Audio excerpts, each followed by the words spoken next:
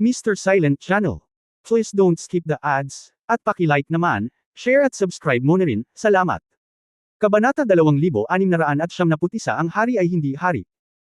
Sa sandaling lumabas ang tanong na ito, biglang naging medyo tensyon ang atmosphere sa venue. Ang mga matataas na antas ng mga tao sa mundo ay nagpakita ng hitsura na ito ay walang kinalaman sa kanila. Oo, tumingin si Yefan sa telepono sa kamay ni Feng Buyo at tumango. Mabilis na umamin sa kanya si Su Qingzhou at ang iba pang mga babae, bahagyang nakasimangot, ngunit walang sinabi. Kung tutuusin, hindi naman may tatago ang usaping ito, at maya-maya lang ay kailangang harapin, ngunit hindi ko inaasahan na bigla na lang itong ilalabas sa komperensya. Ang isang lupain na may mga dragon veins ay natural na pinakamahusay na pagpipilian. Sa ganitong paraan, ang pagtatayo at pagpapatakbo ng teleportation array ay magiging pinakamabisa, nakangiting sabi ni Ye Shupei. Ang napakaliit na mundo, at ang lupain ng mga ugat ng dragon, tila ang pagtatayo ng hanay ng teleportasyon dito ay talagang isang katiyakan, sabi din ni Ilya. Brother Yefan, mas mabuting magpasilaw sa araw kung pipiliin mo ang araw. Mangyaring dalhin kami upang makita ang mga ugat ng dragon, at maghanda para sa gawaing pagtatayo. Hindi urgent. Ikanaway ni Yefan ang kanyang kamay at nakangiting sinabi, mayroon akong dalawang tanong na gusto kong itanong. Oh, excuse me, sabi ni Ye Shupei. Una sa lahat, gusto kong malaman kung ibabalik ang Dragon Vein sa ating tahanan pagkatapos may tayo ang teleportation array. Pangalawa, magagamit ba natin itong teleportation array? Kailan? Narinig ito ng mga tao sa special mission, sumimangot sila at ang pangit ng mukha. Hehe, Kuya Yefan, sa hinaharap, ang lupa ay paprotektahan ng ating alyansa ng angkan at ng Arcane Divine Realm. Ang Dragon Vein at teleportation array ay natural na ibibigay sa atin. Ang teleportation array ay isang patunay ng pagmamay-ari ng mundo, at ito rin ang pinakakritikal na pasilidad. Hindi maaaring magkamali, at syempre hindi ito magagamit ng mga tagalabas sa kalooban, sabi ni Ye Shupei. Kung iyon ang kaso, maaari kang pumunta at magtayo sa ibang lugar. Magalang na tumanggi si Yefan.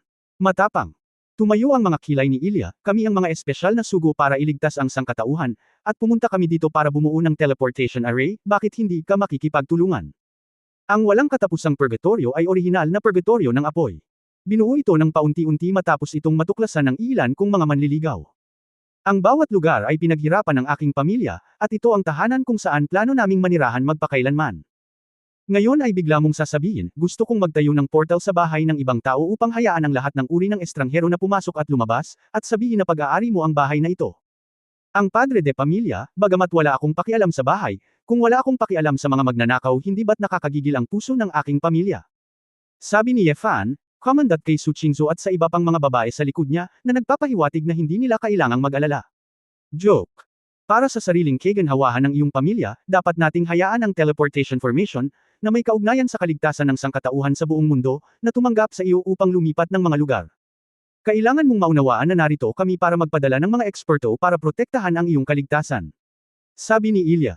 Yan ang dapat mong isaalang-alang, ano ang kinalaman nito sa akin? Si Yefan ay masyadong tamad na magsalita ng walang kaparirikan. Ikaw, nagngagat ang ngipin ni Ilya. Hinamplas ni Bayhan ang mesa, tumayo at pinagalitan, Yefan, huwag mong isipin na magagamit mo ang primordial power, may kapangyarihan kang buksan ng langit, maaari mong ituro ang mga daliri sa amin. Sa aming alyansa ng angkan, ang mga tao mula sa angkan ng Shenlong na tulad mo ay mas malakas kaysa sa iyo. Napakaraming eksperto sa larangang ito. Kung wala kang kahihiyan, hintayin mong dumating ang mga eksperto mula sa ating alyansa, at mamamatay ka. Biglang naging tense ang atmosphere sa pinangyarihan. Nang makitang si Yefan at isang grupo ng mga espesyal na sugo ay malapit ng makipaglaban, hinikayat sila ng lahat na lumaban. Sa pasilyo ng conference hall sa di kalayuan, isang mukha na nakatago sa mga anino ang nagpakita ng isang nasasabik na pagngisi. Sasabihin ko sa huling pagkakataon, gusto kong bumuo ng teleportation array at pumili ng ibang lugar. Kung maglakas loob kang salakayin ang ideya ng aking pamilya, hindi mo magagawang hintayin ang mga Panginoon, dahil papatayin ko kayong lahat. Ang nagyayalong tingin ni Yefan ay tumama sa isang grupo ng mga espesyal na sugo na naroroon, at ang nakamamatay na aura na agad na inilabas, at ang kamahalan ng isang superior, ay nagpaputla at nabigla sa lahat. Sinabi ng mga sinaunang tao na kung ang isang hari ay hindi isang hari, wala siyang ginagawa, at hindi niya ito magagawa. Walang intensyon si Yefan na palawakin ang teritoryo at makamit ang hegemonya ng emperador, ngunit pagkatapos ng lahat, siya ay may puso ng isang emperador at ang lakas ng isang tunay na powerhouse. Kaya lang, halos malagay ang puso ng kanyang emperador sa paghahangad ng kapangyarihan, kaya wala siyang pakialam sa makamundong kapangyarihan. Dahil sa likas na katangian ni Yefan, nasanay siyang hindi nakakulong, kaya hindi na niya sinasadyang pilitin ang mga puwersa at imperyo. Kahit nasa prehistoric period, upang mas maunawaan ang layunin ng espada sa antas ng emperador, ito ay tungkol lamang sa pakikibaka para sa kapangyarihan at kapangyarihan. Pero hindi ibig sabihin nun ay wala na siyang pakialam sa lahat ng bagay sa mundo. Maaari siyang tumawa sa ilang maling pangalan at mukha ng mag-isa, ng basta-basta. Ngunit ang mga taong pinapahalagahan niya at ang kanyang sariling tahanan ang pinakahuling linya sa puso ni Yefan. Sa sandaling mahawakan nito ang mga ito, kahit na hindi niya ito gusto, hindi niya iniisip na patayin ito. Naiintindihan ni Tangtang ang mga batas ng mga eroplano, at ang buong Taishi ay isang bihirang madiskarteng antas ng powerhouse. Paano ito magiging ilang Chaos Realm na maaaring makasakit sa kalooban? Ang buong venue ay tila nababalot sa anino ng isang malaking kalaliman na demonyo. Hindi pa banggitin ang mga ordinaryong Earth Cultivator, maging ang mga miyembro ng espesyal na misyon ay nakaramdam ng mabigat na psikolohikal na pasanin, na naging dahilan upang sila ay pawisan ng malamig. Nakakakilabot. Totoo ang mamamatay tao na aura na inilabas ng lalaking ito. Sinasabi ng karanasan sa ilan sa kanila na ang mga nasasakupan ng lalaking ito ay hindi alam kung gaano karaming mga patay na kaluluwa ang mayroon. Ito ay hindi nangangahulugang post-uring, maaari itong gawin. Brother Yefan, may sasabihin ka. Napangiti si Yeshupe na nag-aatubili, nagkusa na sumuko. Bakit, natatakot ka bang mamatay? Tumawa si Yefan, nakatingin kay Bayhan.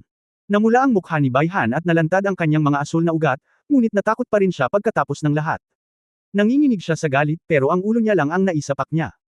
Haha, nagbibiro si Brother Yefan, pinag-uusapan natin, dahil hindi pumayag si Brother Yefan, hindi namin ito itatayo sa bahay mo, magalang nasabi ni Yeshupe. Noon lamang napigilan ni Yefan ang kanyang mamamatay tao na aura at bumalik sa kanyang normal na anyo. Nakahinga ng maluwag ang mga executive sa pinangyarihan, nakatingin sa mga mata ni Yefan, lahat ay humanga, na may matagal na takot. Kahanga-hanga. Kahit na umaasa sa momentum lamang, ang espesyal na misyon ay natakot. Ang katotohanan na ang isang malakas na tao na tulad ni Yefan ay lumitaw sa lupa ay talagang nakahinga ng maluwag ang mga tao sa mundo, at ang kanilang mga baywang ay maaaring ituwid. Sa totoo lang, medyo naagrabyado pa rin ang mga monghe sa mundo. Bagamat paulit-ulit na sinasabi ng espesyal na misyon na narito sila para iligtas sila, lahat sila ay mga tagalabas, at hindi man lang sila sineseryoso. Si Yefan ay kanyang sariling tao, ngunit maaari niyang makuha ang kanilang suporta. Sa susunod na pagpupulong, talagang walang interes si Yefan, ngunit sa kahilingan ni Chu Yunyao, tinulungan niya ang babae na manalo ng isang lugar upang sumali sa construction team ng teleportation formation. Bagamat ang mga miyembro ng espesyal na misyon ay nag-aatubili noong una, hindi sila nang ahas na pukawin si Yefan at pumayag lamang sila. Pagkatapos ng pulong, nagplanong bumalik si Yefan at ang mga babae, ngunit mayroon pa ring matutuluyan si Chu Yunyao sa isla ng Tianxing, at nag-alala si Yefan. Sinabi ni Yefan na mananatili siya ng ilang araw, ngunit tumanggi ang ibang mga babae. Kung tutusin, maraming ordinaryong tao sa isla ng Tianxing, ngunit mas marami ang negosyo, pagkain at iba pa. Sa huli, nagpa siya ang lahat na manatili sa Tianxing Island at samahan si Chu Yunyao sa loob ng ilang araw. Anyway, kailangan lang ni Chu Yunyao na humanap ng pagkakataon na nakawin ng construction materials ng teleportation array, at pagkatapos ay maaari na siyang direktang umalis. Noong gabing iyon, magkasamang kumain si Yefan at ang mga babae sa isang high-end na restaurant sa Tianxing Island. Xiao Yaoyao, nakita mo na ba ang impormasyon sa mobile phone ni Feng Buyo? Tanong ni Yefan kay Chu Yunyao. Matapos niyang mapansin ang mga detalye ng pagtingin ni Feng Buyo sa mobile phone, bagamat may mga hula siya sa kanyang puso, hiniling pa rin niya kay Chu Yunyao na kumpirmahin at nahak ang mobile phone ng kabilang partido. Kabanata 2672 thriller movie. Tama ang hula mo, si Lu Feiyan iyon. Nagpadala si Chu Yunyao ng chat profile sa lahat ng nasa mesa. Matapos basahin ang kasuklam-suklam, at mapagkunwari na nilalaman ng chat dito, hindi maiwasan ng mga babae na hamakin sila. Ang asong ito na may apelyidong Lu ay palaging nakikisali sa mga pukana at pandaraya na ito. Nakakadiri. Ang tanga talaga nitong Feng Buyo na ito. Ginamit siyang gunman. Mukhang masusuka si Xiao Ziner. Kapareho niya ang hitsura ng orihinal na Empress Luo, ngunit kahit na si Empress Luo ay mabisyo rin, hindi siya nakakainis na gaya niya. Hindi bababa sa Empress Luo ay hindi pinalaki ang kanyang lakas at sinabi ang tama at mali, na pabuntong hininga si Feng Qinglan. Ang ganitong klase ng tao, ang pagpatay sa kanya ay nakakadiri, hindi, dapat sabihin na ang pagpatay sa kanya ay magiging mas mura para sa kanya. Sabi ni Xiao Waisu. Then here comes the problem, husband, alam mo naman talaga na may problema siya, bakit hindi mo nalutas agad? Tanong ni Su Qingzhou na may kalahating ngiti. Napabuntong hininga si Yefan sa kanyang puso. Sa totoo lang, medyo nagilty pa rin siya kay Luo Feiyan noon. Bagamat ang nangyari kay Luo Feiyan sa huli ay karma at karapat-dapat dito, sinamantala niya ito. Sa makatuwid, kahit na alam mo na ang Lu Feiyan na ito ay hindi kayang makipaglaban kay Luo Feiyan, ngunit walang ideya na direktang alisin ito. Ngayon, matapos tanungin ni Su Qingzhou, medyo natarante si Yefan. Kung mali ang iniisip ni Su Qingzhou na talagang nagseselos siya sa babaeng iyon, hindi ba't isa itong malaking hindi pagkakaunawaan? Maliit na role lang, tinatamad akong pakialaman, nakakainis talaga, Mrs., pakiingatan mo, sabi ni Ye Fan. Iyan ang sinabi mo, pagkatapos ay aalamin ko ito, sabi ni Su Qingzhou na kumikislap ang mga mata. Medyo kinakabahan si Ye Fan, at hindi niya alam kung ano ang iniisip ni Su Qingzhou, ngunit palagi niyang nararamdaman na magiging malas si Lu Feiyan. Ang maliit na tungkulin ni Lu Feiyan ay walang dapat ikabahala. Ngayon ay higit sa lahat ay mga tao mula sa espesyal na misyon. Tinatayang kapag hindi tayo nakipagtulungan sa pagkakataong ito, magdaramdam sila. Kapag nakahanap sila ng tulong, maaaring makasama ito sa atin, Chu Yunyao Road. Ano, Xiao Yaoyao, gusto mo bang patayin ko silang lahat at patahimikin sila? Nakangiting tanong ni Ye Fan. Okay lang na patayin ang bibig, ngunit kailangan kong maghintay hanggang makuha ko ang paraan ng pagbuo ng teleportation array, sabi ni Chu Yunyao. Walang kwenta, naisip ko talaga itong tanong noong nasa venue ako, patayin ko ba silang lahat on the spot? Sinabi ni Su Qingzhou sa malinaw na boses, ngunit hindi iyon tama, at hindi ito makatuwiran. Napangiti si Ye Fan, lahat ng babae sa kanyang pamilya ay walang awan na mga karakter. Bakit? Patayin mo sila, hindi ba magkakaroon ng gulo sa hinaharap? Tanong ni Xiao Ziner sabay kindat. Isa, kung totoo ang sinasabi nila, darating din ang Clan Alliance at ang Arcane Divine Realm. Maliban kung aalis tayo sa lupa, mahahanap pa rin tayo. Pangalawa, ang pagpatay sa kanila ay katumbas ng ganap na paghihiwalay sa kanila. Ang mukha ay sira, walang puwang para sa pagbabago. Sila ay isang grupo ng mga idiot, marahil ang mga eksperto ng Open Heaven Realm na darating mamaya, ay mga matinong tao, hindi sila mananagot. Hindi tayo natatakot sa mga hamon, ngunit hindi na kailangang magdulot ng kaguluhan para sa ating sarili ng maaga. Ikatlo bueno, kung sila ay mamatay, inaantala ang pag-usad ng paghahanap ng mga pampalakas, at kapag ang mga demonyo ay talagang gustong dumating, hindi ba nila nais na tayo ay makitungo sa mga demonyo? Hindi ba't mas magulo? Sinuri ni Su Qingzhou. Pinalakpakan ni Ye Fan ang kanyang mga kamay at kinuha ang champagne, maganda ang sinabi ni Mrs.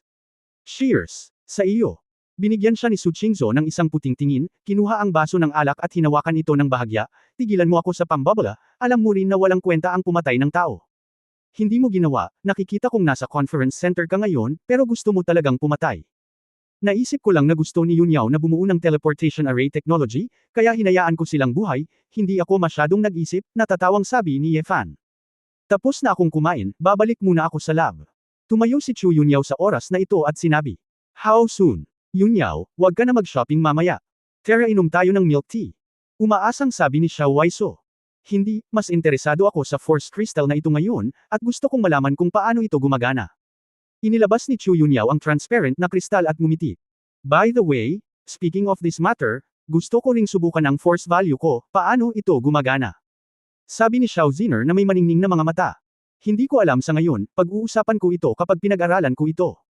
Pumasok si Chu Yunyao sa space ring. Mabaho Ye Fan, hindi mo man lang maabot ang banal na kaharian, maaari mong gamitin ang purong primitive power para manloko. Ngumuso si Xiao Ziner, mukhang hindi masaya. Ngumiti si Ye Fan, kung naiintindihan mo ang mga batas ng mga eroplano, makikita mo na ang orihinal na kapangyarihan ay ganoon lang. Huwag kang masyadong mabaho. Maya-maya, malalaman ng matandang babae ang mas makapangyarihang batas ng mga eroplano. Pagkatapos ay susunugan ng apoy ang iyong puwet. Ngumuso si Xiao Ziner. Ngumiti ng masama si Ye Fan sa kanyang puso, mahirap sabihin kung sino ang humahagis kung kaninong puwet. Ye Fan, nagkawatak-watek ka lang sa araw, tama. Ang kristal ay nagpapakita ng 11,000 orihinal na halaga ng puwersa. Kung gagamitin mo ang lahat ng iyong lakas, sa tingin mo magkano ang mayroon ka? Tanong ni Xiao Waiso. Umiling si Ye Fan, hindi ko alam.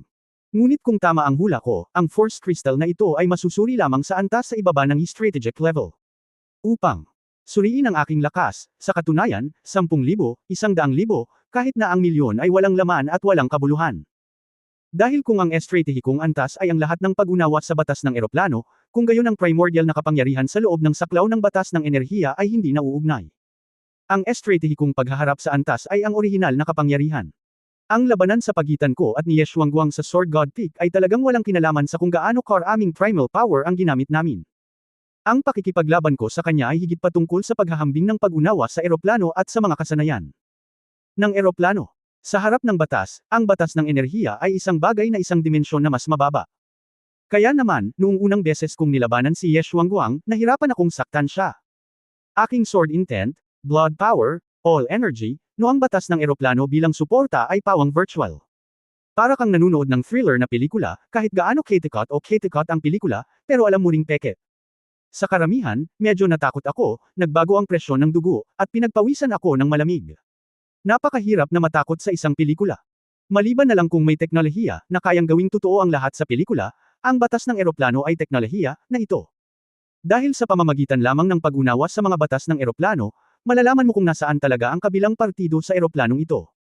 Kung hindi man, gaano man kalaki ang enerhiya, ito ay patuloy na naglalabas sa isang screen na lahat ay ilusyon at hindi maisa sa katuparan. Siyempre, ang mga batas ng mga eroplano ng pag-unawa ay iba, ang lalim ng pag-unawa, ang kaharian ay iba, at ang lakas ay tiyak na iba. Ngunit anuman ang mangyari, sa harap ng batas, may malaking agwat. Ang pinakamahina sa antas ng eroplano ay hindi maihahambing sa malakas sa kategorya ng batas ng enerhiya, hindi isang antas. Si Yefan ay lihim na natuwa. Sa kanyang puso na ang batas ng eroplano na una niyang napagtanto ay sa pamamagitan ng pagbabalik ng lahat ng bagay sa puso ng emperador level na espada, at sumilip sa misteryo ng eroplano. Kung ito ang batas ng eroplano sa dugo ng dragon, o ang pagkawatak-watek, maaaring ito ay katulad ni Ye Xuanguang. Mahirap talagang lumaban. Dahil ganap na naiintindihan ni Ye Xuanguang ang mga batas ng mga eroplano pagkatapos ng 3 pagnanakaw ng asul na dragon, ginagaya lamang ni Ye Fan si Ji Xuanyuan noong panahong iyon, at nakita niya ang mga batas ng eroplano. Ito ay sa pamamagitan ng isang emperador level na espada. Tanging sa bentahe ng kanyang sariling kapangyarihang panlaban maaari siyang lumaban. At pabalik kasama si Ye Xuanguang. Siyempre, kapag tunay na naiintindihan ni Ye Fan ang lahat at naging sarili niyang batas sa eroplano, dapat na masigurado siya sa pakikitungo kay Ye Xuanguang. Ang ilang mga kababaihan ay mukhang nagulat, na nakakaramdam ng labis na milagro. Hindi nakakagulat na si Ye Xuanguang, noong siya ay nasa eroplano ng Teisu sa loob ng daan-daang libong taon, ay mahirap humanap ng karibal. Ayon sa sinabi mo, asawa, siya ay talagang umiiral na sa tuktok ng eroplano ng Teisu, ngunit siya ay minasaker pa rin saan man sa eroplano ng Teisu, pag-ungol ni Su Qingzhou. Oo, salamat sa pagsama niya sa eroplano ng Teisu noon, wala siyang purong primordial power para magamit niya. Kung hindi, sa unang pagkakataon na nakalaban ko siya, baka wala na akong pagkakataong mabuhay. Naiintindihan ko na ngayon kung bakit ang tinatawag na demonyo sa kailaliman ni Oberon ay sabik na anyayahan si Ye Xuanguang na sumali sa kampo ng ikapitong hari ng demonyo.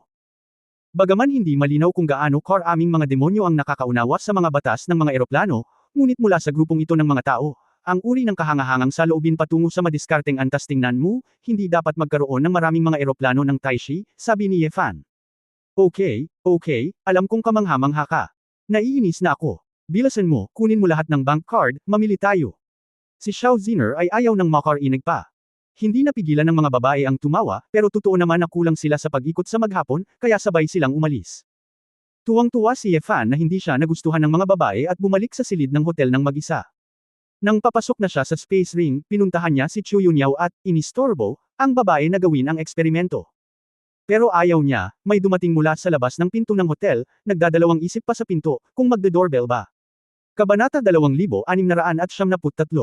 How dare this woman pumunta dito? Nakakamanghari ng pakiramdam ni Ye Fan, sa pag-iisip pa lang, tumunog na ang doorbell. Pagbukas ng pinto, tumingin si Ye Fan sa pinto na may takot na mukha, at ang mukha ni Lu Feiyan ay mapatla. May mali ba? Si Lu Feiyan ay bumagsak sa lupa at lumuhad sa lupa, ang kanyang mga mata ay namumula at ang mga luha ay tumulo. Mr. Ye, alam kong mali ako. Hindi ako dapat magpakatuto sa sarili ko. Wala akong respeto sa iyo. Bulag ako at makitid ang isip. Pakiusap, huwag mo akong pakialaman ng kontrabida, bitawan mo ako. Bahagyang nagulat si Ye Fan na ang babaeng ito ang nagkusa na aminin ito. Pagkakamali. Sayang at hindi siya naniniwala kahit isang patak ng luha ng babaeng ito. Dahil naibigay ito kay Su Qingzhou, tamad siyang mag-alala. Hindi ko alam ang sinasabi mo. Sabi ni Ye Fan at nagplanong isara ang pinto. Ngunit biglang tinanggal ni Lu Feiyan ang kanyang kwelyo. Natigilan si Ye Fan nang makita ang kilos ng babae, tila sumuko na talaga ito. Ang mukha ni Lu Feiyan ay namumula, ang kanyang mga mata ay puno ng kahihiyan at hinaing, at ang mga luha ay umuulan. Handa akong maging alipin at kasambahay, at iaalay ko ang lahat kay Mr. Ye mula ngayon, pakiusap bitawan mo ako. Sa ganitong sitwasyon, kung binago ito sa karamihan ng mga lalaki, tinatayang magiging tuwid ang kanilang mga mata. Ngunit kumain na si Ye Fan noon, at may iba't ibang flavor sa bahay, kaya natural na hindi niya ito masyadong sineryoso. Walang pakialam na sinabi ni Ye Fan, kailan ko sinabing papatayin kita. Maraming mga krimen ang ginawa ni Feiyan, maraming beses na nasaktan si Mr. Ye, at nagsulsul sa iba na gumawa ng kaguluhan para kay Mr. Ye. Nakita ko ang krimen ni Mr. Ye ngayon. Lakas, takot talaga ako, kahit hindi ako patayin ni Mr. Ye ngayon, natatakot pa rin ako, please let me go Mr. Ye. Malinaw at nakakaawa ang mga mata ni Lu Feiyan at sinabing, alam ko na ang aking hitsura ay pangkaraniwan, at hindi ko maihahambing sa mga asawa ni Mr. Ye. Buhay si Luo Shen, ngunit, handa akong gawin ang lahat. Pagkasabi nito, lumapit muli si Lu Feiyan. Ye Fan, halos maipit ang kanyang katawan. Agad na lumubog ang mukha ni Ye Fan, at nanlamig ang kanyang mga mata. Natakot si Lu Feiyan, namutla si Huarong, at umatras ng 3 hakbang. Roll! Naglabas ng salita si Ye Fan at direktang isinara ang pinto. Hindi pinansin ni Ye Fan ang iniisip ng babaeng ito. Diretso siyang pumunta sa ring space at hinanap si Chu Yunyao. Kung ano ang nangyari sa labas, tamad siyang pakialaman. Nakatayo si Lu Feiyan sa labas ng pinto na parang nakuryente at natulala. Napagtanto niya ngayon na ang lakas ni Ye Fan ay lampas sa kanyang imahinasyon, at ang espesyal na misyon ay walang magagawa kay Ye Fan, at pagkatapos ay magiging lubhang mapanganib siya sa Earth. Naniniwala siya na malalaman ni Ye Fan sa malaot madaling panahon na siya ang nasa likod ng sulsol ng ilang kamakailang mga kaganapan, kaya inamin na lang niya ito. Sa makatuwid, sinira niya ang bangka at binalak na gamitin ang beauty trick upang mailigtas ang kanyang sariling buhay hanggat maaari. Ang pagsisisi at pagkukusa na ipadala ang iyong sarili sa bibig ng iba ay natural na ang unang hakbang. Sinasabing gusto ng mga lalaki ang bago at ayaw sa luma. Kahit na si Ye Fan ay napapaligiran ng magagandang babae, maaari siyang magdala ng kasariwaan sa kanya, at ang kanyang antas ay hindi masama, kaya dapat ay mayroon siyang malaking pagkakataon. Ngunit hindi akalain ni Lu Feiyan na hindi magkakaroon ng interes si Ye Fan sa kanya kung ibababa niya ang kanyang postura, at aakitin pa siya ng mababang profile. Hindi kaya. Hindi ka talaga makapasok sa mga mata niya. Puno ng hinanakit ang mga mata ni Lu Feiyan. Ang pakiramdam na ito ng ganap na hindi pinansin ay higit na kinasusuklaman kaysa sa lahat ng uri ng malupit na kahihiyan sa kanya. Mula pagkabata hanggang sa pagtanda, siya ang pinagtutuunan ng pansin ng lahat ng mga bituin at buwan, hanggang sa lumitaw ang lalaking ito, tila wala siyang kwenta. Sa sandaling ito, isang figure ang dumating sa hindi kalayuan, ito ay si Feng Buyo. Nagkataon lang na nahanap siya ni Feng Buyo para mamasyal, at sa pamamagitan ng paghahanap ng divine sense, nahanap niya ang lokasyon ng Lu Feiyan. Feiyan. Tawag ni Feng Buyo mula sa malayo. Isusuot na sana ni Lu Feiyan ang kanyang damit, ngunit bigla niya itong naisip, at pasimpleng niyakap ang sarili gamit ang 2 kamay. Mukha siyang nataranta at naagrabyado, at pumulupot sa dingding. Kuya Buyo, huwag ka dito. Ano bang problema mo? Si Feng Buyo ay naiinip at sumugod. Nang makita ang gusot na hitsura ni Lu Feiyan at ang kaawa-awang hitsura ng mga bulaklak ng peras na may kasamang ulan, lalo siyang nabalisa. Tinulungan ni Feng Buyo ang babae na tumayo at nag-aalalang nagtanong, ano ang nangyayari? Paano ka naging ganito? Nagpatikip ng bibig si Lu Feiyan, pagkatapos ay tumalikod at tumakbo na may luha sa kanyang mga mata. Hinabol siya ni Feng Buyo hanggang sa isang balkonaheng malayo sa hotel. Nang makitang biglang gustong sampilan ni Lu Feiyan ang sarili niyang Tianlinggay, magpapakamatay siya. Feiyan, anong ginagawa mo? Umiwas si Feng Buyo at mabilis na hinawakan ang kanyang kamay para pigilan ang babae. Ako, ayokong mabuhay. Umiiyak si Lu Feiyan at nabulunan, Kuya Buyo, marumi ako, huwag mo akong hawakan. Anong ibig mong sabihin, Feiyan? Kaninong kwarto iyon ngayon? Tanong ni Feng Buyo. Kuya Buyo, huwag ka nang magtanong, ayokong masaktan ka, kasalanan ko ang lahat, hindi ko masisi ang iba. Sinabi ko sa iyo ang tungkol sa mga ugat ng dragon, nasaktan ko siya, karapat-dapat ako.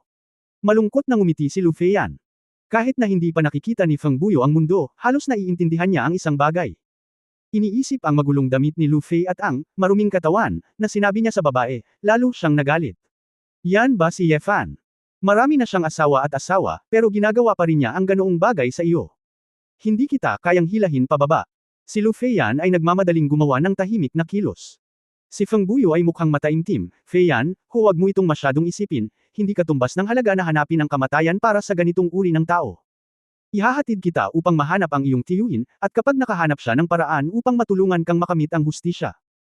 Alam ni Feng Buyo, hindi ko mahanap si Ye Fan para sa paghihiganti, dahil sa sarili kong lakas, kaya si Ye Shupei lang ang mahahanap ko. Nang marinig ito ni Lu Feiyan, biglang nagpanik ang kanyang mga mata. Si Feng Buyo ay madaling linlangan, dahil sa unang tingin, ang utu-utu na batang ito ay isang baguhan, at wala siyang karanasan sa mundo. Ngunit si Ye Shupei at ang iba ay dapat na makakita ng ilang mga kapintasan. Kung sakaling mabunyag ang sikreto, hindi ba niya sasaktan muli ang espesyal na misyon? Brother Buyo. Hindi na kailangan, ipinapangako ko sa iyo na hindi magpapakamatay, at itigil ang pagkaladkad sa iba pababa. Si Lu Feiyan ay nagmamadaling pananghinaan ng loob. Hindi. Gusto naming bumuo ng teleportation formation sa Earth. Si Ye Fan ang pinakamalakas na cultivator dito. Kung siya ay isang kontrabida, tiyak na hindi maganda para sa amin na bumuo ng isang teleportation formation. Dapat tayong mag-isip ng maaga ng mga hakbang. Ang nakatagpo mo ngayon ng ganitong uri ng pagtrato ay isang paborebleng patunay, dadalhin kita upang hanapin ang iyong tiyuhin at hahayaan siyang makahanap ng paraan. Walang pakialam si Feng Buyo, puno siya ng matuwid na galit, dapat niyang makuha ang hustisya para kay Lu Feiyan. Hindi na pinayagan si Lu Feiyan na magsalita pa, pumunta ang dalawa sa kwarto ni Ye Shupei. Matapos pakinggan ni Ye Shupei ang mga pahayag ni Feng Buyo, tiningnan niya si Lu Feiyan ng may pag-iisip. Si Lu Feiyan ay basang-basa sa malamig na pawis, palaging nararamdaman na ang kanyang puso ay nakikita ng buong-buo nitong tila mabait at eleganteng lalaking ito. Nang nag-iisip si Lu Feiyan kung paano mangatwiran o humingi ng awa, narinig niyang bamantong hininga si Ye Shupei. Hindi ko akalain na si Ye Fan ay magiging ganitong klaseng tao. Sobrang inggit sa kasamaan, may mukha ng tao at pusong hayop, kahit isang maliit at mahinang babae ay hindi bibitawan, kailangan mo talagang mag-ingat sa kanya. Biglang inangat ni Lu Feiyan ang kanyang ulo at tumingin kay Ye Shupei nang hindi inaasahan. Kabanata 2674 na magreseta ng tamang gamot. Naniwala ba talaga siya? Paano ito posible, malinaw na maraming butas, at ang ganitong uri ng mga salita ay dadaya sa hangin ng walang salita, paano nila malilinlang si Ye Shupei? Miss Lu, para sa iyong kaligtasan, hayaan mo akong dalhin ka sa isang lugar upang maiwasan ito. Maraming tao dito. Kapag nalaman ito ni Ye Fan, malamang napapatayin ka kapag nahanap mo kami. Si Ye Shupei ay seryoso. Tito, hindi ba? Pinuprotektahan namin si Feiyan, kaya talagang naglakas loob si Ye Fan na pumunta at gawin ito. Tanong ni Feng Buyo. Bakit hindi ka maglakas loob? Ipaglalaban ba natin siya para sa kapakanan ni Feiyan? At saka, baka hindi tayo magkakalaban niya, sabi ni Ye Shupei. Tito, saan mo dadalhin si Feiyan? Dadalhin ko siya doon, masigasig na sabi ni Feng Buyo. Ikaw anak, ang iyong isip ay masyadong simple, at madaling magsinungaling. Haharapin ito ni Uncle, hindi mo pa rin alam, sabi ni Ye Shupei. Naisip din ito ni Feng Buyo, kaya tumanggaw siya. Feiyan, kapag nakarating ka sa isang ligtas na lugar, tandaan na magpadala sa akin ng isang mensahe. Huwag mag-alala, ang aking tiyuhin ay maparaan at tiyak na paprotektahan ka, sabi ni Feng Buyo. Nangangamba si Lu Feiyan, ngunit hindi siya makatutol sa sandaling ito. Brother Buyo, salamat sa hindi mo pag-ayaw sa akin at handang tumulong sa akin. Huwag kang magpakatanga. Ang kasamaan ay hindi nananaig sa matuwid. Tayong mga magsasaka ay likas na dapat sumunod sa tamang landas upang maiwasan ang ating mga panloob na demonyo. Paano namin hindi matutulungan ang isang mahirap na tulad mo? Ngumiti si Feng Buyo. Tiningnan ni Lu Feiyan si Feng Buyo na may simple at mabait na mukha, at hindi niya ito matiis sa kanyang puso. May gusto sana siyang sabihin, ngunit nagpipigil siya nang lumabas ang mga salita sa kanyang labi. Salamat.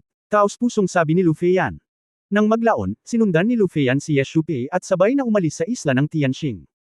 Pagkarating sa isang maliit na isla na hindi nakatira sa malapit, sabay-sabay siyang binitawan ni Ye Shupei. Master Special Envoy, nandito na tayo. Si Lu Feiyan ay palaging kakaiba, ngunit hindi niya mapigilan ang sarili. Lumingon si Ye Shupei, biglang naging masama ang kanyang matikas na mukha. Kakaiba siyang ngumiti at nagbiro, bata, noong una mong nakilala si Buyo sa Donghua City, ginagamit mo na siya, di ba? Pamangkin ko si Buyo, at sa kanya ang kanyang integridad at pagiging simple. Ang kalamangan ay malaking tulong din para makapag-focus siya sa kanyang isip at mabilis na umunlad sa paglilinang. I can't bear to let my nephew's heart was sullied by some messy things, kaya hindi kita inilantad sa publiko. Pero, ngayon parang hindi ko na talaga kayang kunin ang isang ahas na katulad mo. Babae, pwede mo pang pag-usapan ang ganitong kasinungalingan, maya-maya papatayin ka kapag wala kang sasabihin. Nanginginig si Lu Feiyan, namumula ang kanyang mukha. Talaga, alam na ni Ye Shupei ang ginagawa niya sa likod niya. Ikaw, sinasadya mong hindi ako inilantad ngayon lang. Siyempre, hindi mo ba naisip na hindi ko man lang masabi kung virgin ka? At saka, sa kagandahan mo, malamang ay hindi ito gusto ni Ye Fan. Tumawa si Ye Shupei. Agad na lumuhad si Lu Feiyan at nagmakaawa, Mr. Special Envoy, alam kong mali ako, nakikiusap akong tingnan mo ang mukha ni Kuya Buyo, bitawan mo ako, hinding-hindi ko. Bago. Makakatapos na siya sa pagsasalita, biglang umiwas si Ye Shupei, lumapit sa kanya, at kinurot ang kanyang baba. Lalo na naging masama at kaakit-akit ang mukha ni Ye Shupei. Nang inag si Lu Feiyan, bigla niyang nalaman na ang maamo nitong lalaking ito ay isang demonyo sa balat ng tao.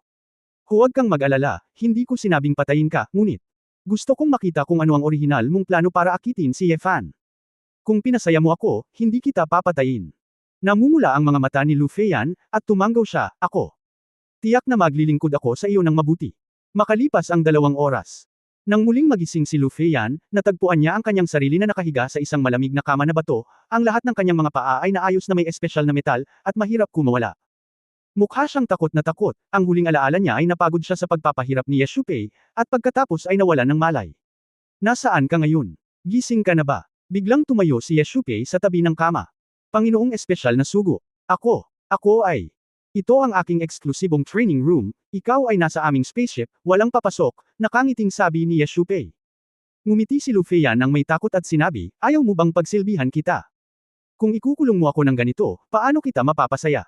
Hindi, maganda ang ginawa mo, ang iyong yuanyin, ako lahat ay tinanggap ng may ngiti, sabi ni Yeshupei na may kasiyahan. Likas na nararamdaman ni Lu Feiyan ang pagbabago sa kanyang katawan, ngunit hindi niya pinangarap na ang lalaking unang nangalis sa kanya ay ang lalaking ito.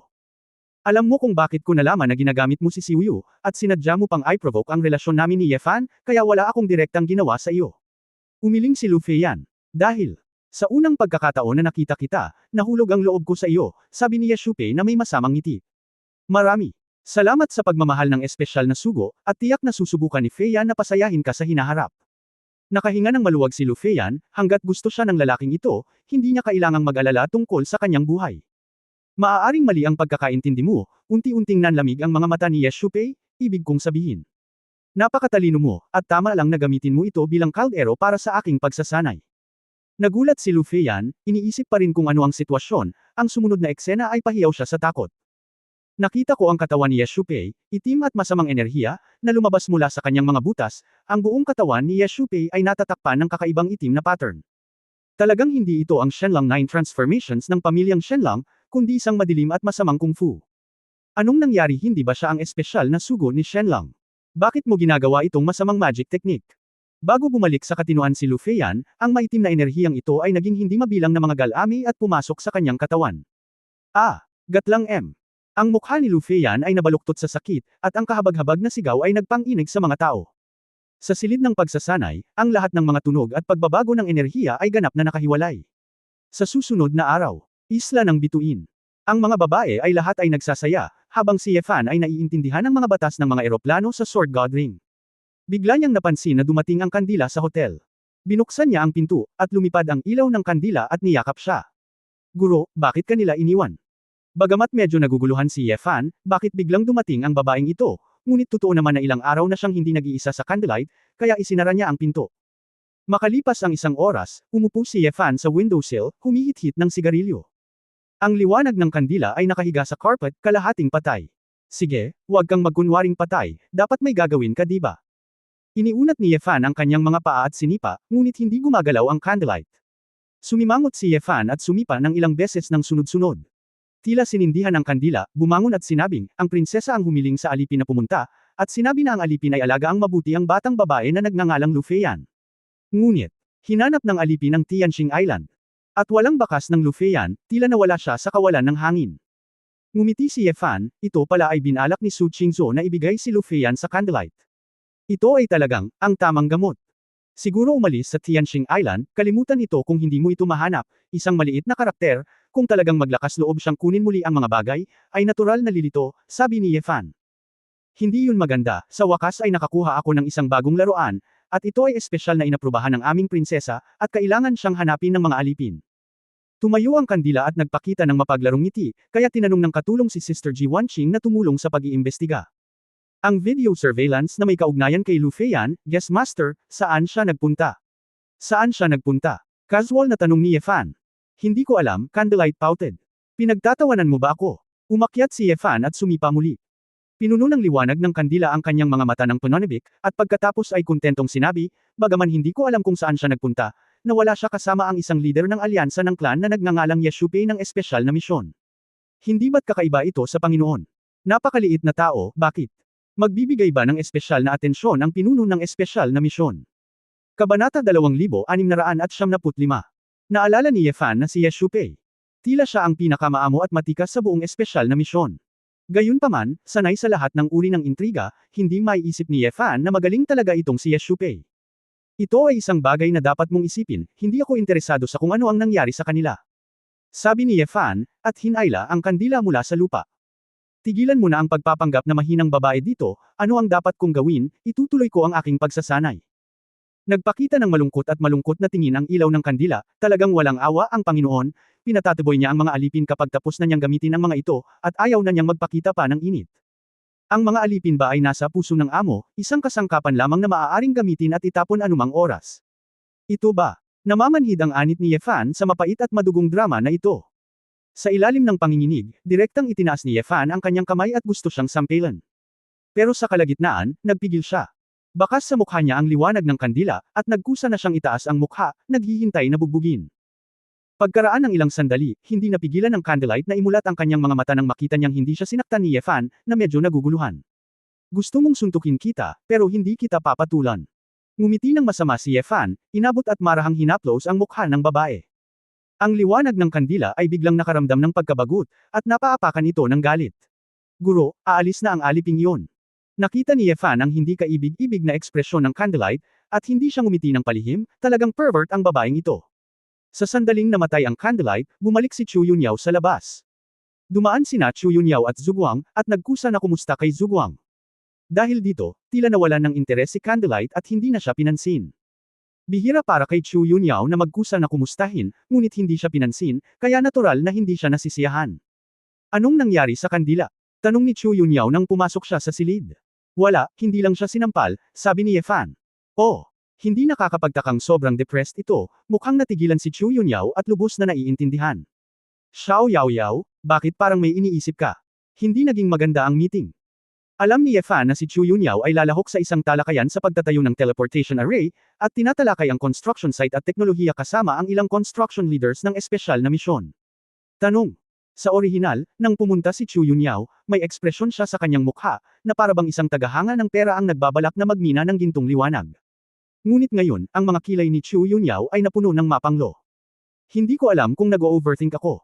Pakiramdam ko ang mga taong gumawa ng teleportation array ay may problema, umiling si Chu Yunyao at bumantong hininga. Anong ibig mong sabihin? Agad na sumimangot si Ye Fan, hindi ba sila pala kaibigan sa iyo? Binubuli ka. Sabihin mo sa akin, kung sino ang nagkasala sa iyo, papatayin ko siya ng diretsyo. Ipaalam sa kanila kung sino ka. Inilibot ni Chu Yunyao ang kanyang mga mata sa lalaki, anong uri ng dominanteng presidente ang bigla mong nilalaro? Napakadugong linya, sakit. Awkward na ngumiti si Ye Fan, hindi ba't ipinahayag ko ang aking malalim na pagmamahal para sa iyo, hindi ko kayang makipagtulungan.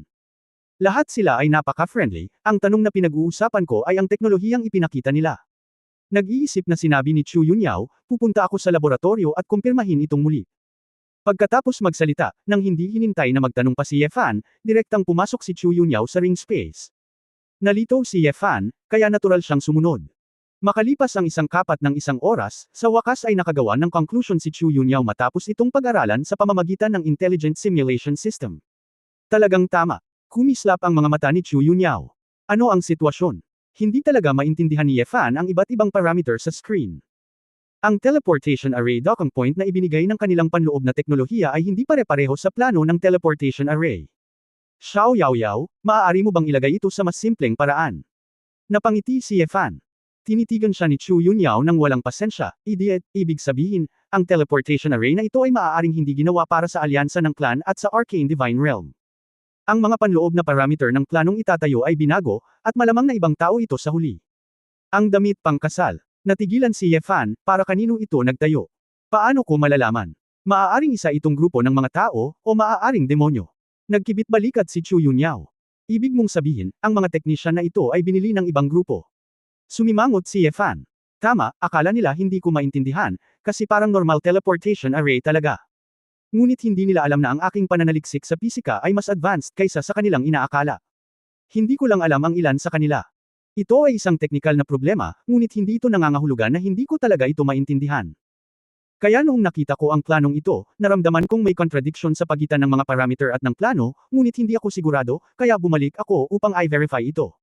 Napasulyap si Chu Yunyao sa lalaki, well, let me follow, it's very important. Kung iba ka, hindi mo malalaman. Halika rito, ilang madiskarteng level na powerhouse o kung ano paman, baka ikaw, ang Diyos ng Espada, ay hindi makakain at makakalakad-lakad. Napangiti si Ye Fan, iniisip na ang estratehikong antas ay hindi ang Chinese na repolyo sa palengke ng gulay, paano madaling dumating ang gayong maliit na tao. Lugar. Ngunit tama si Chu Yunyao, ito ay talagang hindi isang maliit na problema. Mukhang medyo mahirap ang espesyal na misyon na ito. Naningkit ang mga mata ni Ye Fan nang maisip niya ang kasasabi lang ng candlelight. Bumalik siya sa labas ng ring at tumawag ng kandila. Master, anong problema? Hinahanap ng kasambahay. Nakahanap ka na ba ng anumang mga pahiwatig? Kanina lang tinanong ng kasambahay si Wan Qing, at sinabi ni Wan Qing ang cellphone ni Lu Feiyan, at nagpadala ng mensahe kay Feng Wuyu upang iulat ang kaligtasan. Mag-ulat na ligtas. Bakit? Anong panganib ang nasa kanya? Hindi malinaw ang aliping ito, ngunit hiniling na niya kay Wanqing na tumulong sa pag-lock ng mga coordinate. Tara at tingnan natin. Hindi napigilan ni Yefan ang matawa, at ngayon ay may 2 tao sa bahay. Ang pagiging master ng agham, talagang mas madaling gawin ang mga bagay. Alam ko, ipaalam sa akin kung mayroong anumang sitwasyon. Pagkatapos ibaba ang telepono, hinanap ni Yefan gamit ang kanyang sentido at natagpuan si Feng Buyo. Sa labas ng hotel, mayroong isang kafe kung saan maaari kang magpakain ng isda. Si Feng Buyo ay may hawak na isang bag ng fish feed at nagpapakain ng makukulay na isda doon, nakangiting masaya. Nang makita si Yefan na papalapit sa gilid, nagbago ang mukha ni Feng Buyo, at bigla siyang nagpakita ng haplos ng pang-aalipusta at galit. Pakiramdam ni Yefan ay hindi maipaliwanag, ngunit wala siyang pakialam, sinabi niya ng diretso sa puntong, nasaan ang iyong tiyuhin? Agad na tumingin si Feng Buyo na mapagbantay at pinandilatan si Yefan. Tama nga, tama ang tiyuhin ko, talagang tumanggi itong Yefan na palayain si Lu Feiyan, at ngayon kahit si Ye Shupei ay nanunood. Mr. Ye, sana huwag kang masyadong lumayo. Miyembro ka rin ng aming pamilyang Shenlong. Huwag kang gagawa ng anumang bagay na ikakahiya ng aming pamilyang Shenlong. Nagtaka si Yefan, ano ang sinasabi mo? Bakit ko hinayaan ang pamilya Shenlong? Nakakahiya. Alam mo kung ano ang ginawa mo sa iyong sarili. Malamig na sumangot si Feng Buyo. Tatanungin kita sa huling pagkakataon, anong ibig mong sabihin? Sumimangot si Yefan. Hindi ko sasabihin sa'yo, bumalik ka na. Tumalikod si Feng Buyo at nagpatuloy sa pagpapakain sa isda. Napabuntong hininga si Yefan at ngumisi, ikaw bata. Sa tingin mo ba magaling talaga akong magsalita? Lumubog ang mukha ni Feng Buyo, at maingat siyang tumingin kay Yefan, ano ang gusto mo? Bago pa niya ito maisip, ang figure ni Yefan ay kumislap sa kanyang harapan, at isang kamay ang direktang humawak sa kanyang lalamunan. Dilat ang mga mata ni Feng Buyo. Kahit na minsan na siyang naglaro laban kay Yefan, natatakot pa rin siya sa bilis ni Yefan. Magsalita ka, sabi ni Yefan na may malamig na mga mata. Biglang pumikit si Feng Buyo at tumingin kay kamatayan. Hindi mo ako kalaban, kaya mo akong patayin. Pero naniniwala ako na mananaig ang kasamaan. Paparusahan ka. Medyo natigilan si Yefan, paano ang batang ito? Tanungin mo lang siya kung nasaan si Ye Shupei, kung nasaan si Lu Feiyan, iaalay ba niya ang kanyang buhay? Anong kawalang katarungan ang ginawa niya para maliitin siya ni Feng Buyo at magalit ng husto? Kabanata 2696 na inihaw na isda. Gayunpaman, mukhang mabait ang batang ito. Ngumisi si Yefan at binitawan si Feng Xiuyu. Tumingin si Feng Buyo kay Yefan nang hindi mapakali, bakit hindi mo ako pinatay? Hindi kita papatayin, tutal may itatanong ako sa'yo. Pero kung hindi mo sasabihin sa akin, papatayin ko lahat ng isda dito. Inabot ni Yefan ang tubig gamit ang isang kamay, sinabi mo na kung maglalabas ako ng bola ng apoy ng dragon dito, ano kaya ang magiging magagandang isda na ito? Wala bang mga dumi? Umalis. Ang mukha ni Feng Buyo ay namutla, nakatingin sa pare-pareho ang mga ornamental na isda na lumutang at nagtipon sa kanyang harapan, naghihintay sa kanyang pakainin, ay labis na nahirapan. Bakit ka na-provoke nitong mga isda? Hindi ka man lang naglalaan ng napakaliit na buhay. Demonyo ka. Nagmura si Feng Buyo. Hindi alam ni Yefan kung tatawa o iiyak. Maraming beses na siyang napag-alitan ng demonyo, ngunit marahil ito ang unang pagkakataon sa kanyang buhay na napag-alitan siya dahil sa pag-ihaw ng isda. Hindi ito ang sagot na gusto ko, sabi ni Yefan. Kinagat ni Feng Buyo ang kanyang mga ngipin at kailangang sabihin, upang maprotektahan si Feiyan at maiwasan siyang masaktan mo, pinaalis na siya ng aking tiyuhin dito. Ngunit kung saan sila nagpunta, hindi ko alam. Kailan ako nasaktan? Lu Feiyan. Kakaibang sinabi ni Yefan, dahil hindi ko siya hinawakan, nasaktan ang kanyang pagpapahalaga sa sarili. Hindi mo siya ginalaw. Hindi makapaniwalang sinabi ni Feng Buyo, paano mo kayang sabihin ito? She tell you, hinawakan ko siya. Tanong ni Yefan. Nasa labas siya ng pinto mo, sa ganyang tingin, sino pa kaya kung hindi ikaw? Naiinis na sabi ni Feng Buyo. Biglang may naintindihan si Yefan, at bang ulong, maiintindihan mo na niloloko ka, pero ang tiyuhin mo. Paano ka maniniwala? May problema talaga. Anong kalokohan? Pinag-uusapan mo ba ikaw ay malinaw na walang ilalim na linya at nang-aapi ng isang mahinang babae, ngunit narito ka upang sabihin na ang aking tiyuhin ay hindi. Hindi ko akalain na ang isang malakas na tao na may lakas ng Open Heaven Realm ay magiging napakawalanjiya. Lungkot ang nararamdaman ni Feng Buyo. Hindi man lang siya inabala ni Yefan, mas simple pa ang tanggang batang ito kaysa sa kanyang apprentice na si Hua Xiaoluo. Tinataya na ang maliit na babaeng mataba sa aking pamilya ay higit na matulin kaysa sa kanya. At marami pang iba. Isang bakas ng pagkabalisa ang sumilay sa isip ni Yefan. Oops! Kung umalis si Ye Shupei kasama si Lu Feiyan, hindi ba? Hindi maganda ang liwanag ng kandila. Mabilis na kinuha ni Yefan ang kanyang mobile phone at dinial ang numero ng candlelight. Gayunpaman, hindi ko alam kung bakit, ang telepono ay hindi ma-contact. Nagmamadaling hinanap muli ni Yefan si Ji Wanqing, at hiniling sa babae na ipadala sa kanya ang lokasyon ng kandila. Matapos matukoy ang mga coordinate, buti na lang at hindi ito kalayuan sa Tianjing Island, si Fan ay nagmamadaling umakyat sa langit. Nang makita ito, naisip ni Feng Buyo na si Fan ay papatay at tatahimik, at labis na nababalisa. Tumigil ka. Saan ka pupunta? Nagmamadaling pinatakbo ni Feng Buyo ang kanyang cultivation base, inihagis ang kanyang dragon wings, at humabol.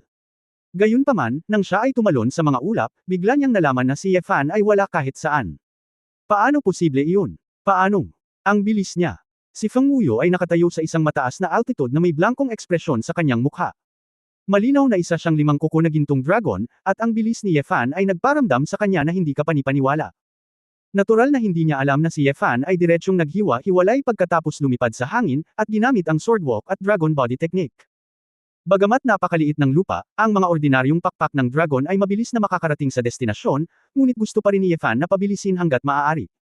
Nalaman ni Fan na ang maliit na kalapitang mababa ang lipad, si Zhuguang, ay walang kamalay-malay na may puwang sa kanyang puso. Si Fan ay talagang nababalisa nang isipin niya na si Zhuguang ay maaaring nasa panganib.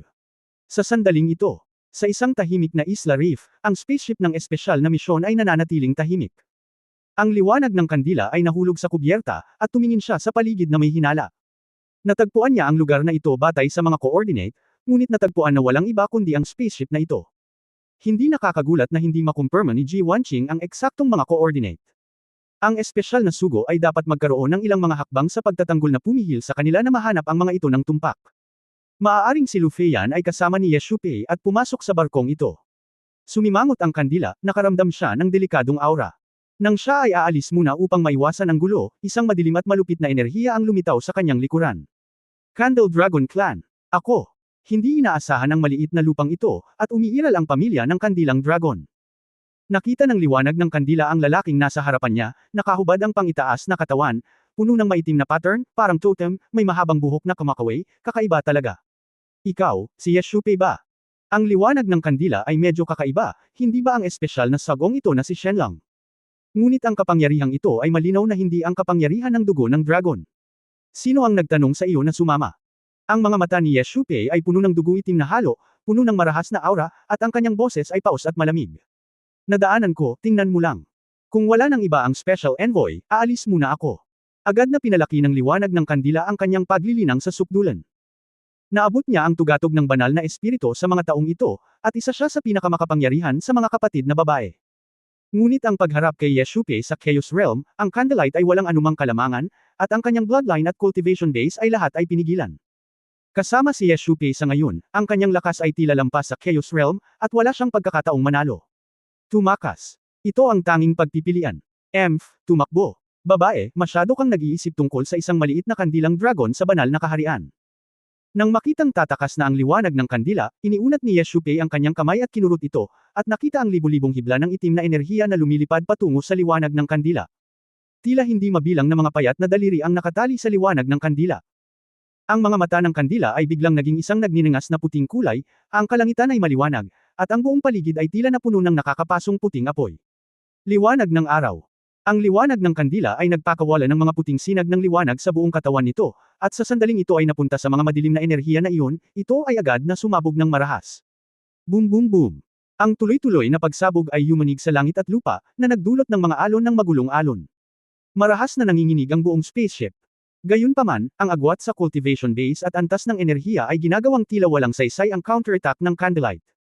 Swish swish, ang liwanag ng kandila ay lumipad sa hangin at direktang nasabit ng mga itim na enerhiyang ito. Sa isang iglap, ang Candlelight ay nakaramdam ng matinding pananibik sa kanyang utak, isang bulaklak sa harap ng kanyang mga mata, at ang kanyang buong katawan ay nanginig. Napabuntong hininga siya, at sa hindi malamang dahilan, isang hindi maipaliwanag na, galit, ang lumabas sa kaibuturan ng kanyang isipan. Hindi mabilang na mga negatibong emosyon ang nagparamdam sa kanya na ang kanyang dugo ay tumitibok, at hindi na siya makapaghintay na mapunit ang mundo. Gayunpaman, ang galit na ito ay walang lugar na may lalabas, na nagpapabaliw sa kanya sa sakit. Hindi ba komportable? Masakit. Ngumisi si Ye Shupei, sabihin mo sa akin, sino ang nagdala sa iyo dito, at ano ang iyong layunin? Kinagat ni Zhuguang ang kanyang labi, at ang kanyang mga mata ay naging maitim na tinta, at ang paligid ay agad na nagyayelo, na parang natulala. Matinding gabi. Sa pagkakataong ito, nakontrol na rin niya ang kanyang emosyon at pinananatiling kalmado ang kanyang isip hanggat maaari. Sabi ko dumaan lang. Binigyan ako ng special envoy ng surprise. Hindi ikaw ang kapangyarihan ni Shenlong, sino ka? Ang liwanag ng kandila ay ngumiti ng walang pag-aalinlangan na mahinahon. Kabanata 2677. Ako lang. Oh, hindi masama ang iyong paghahangad, ngunit sinasabi ko sa iyo ang totoo, mayroon ka lamang dalawang pagpipilian ngayon. Una, sundin mo ako at maging alipin ko. Pangalawa, mamatay ka rito. At bago ka mamatay, hindi mo kayang tiisin ang sakit. Sabi ni Yeshupei, isang madilim na enerhiya, sa pamamagitan ng mahabang galami, ay ipinadala sa liwanag ng kandila.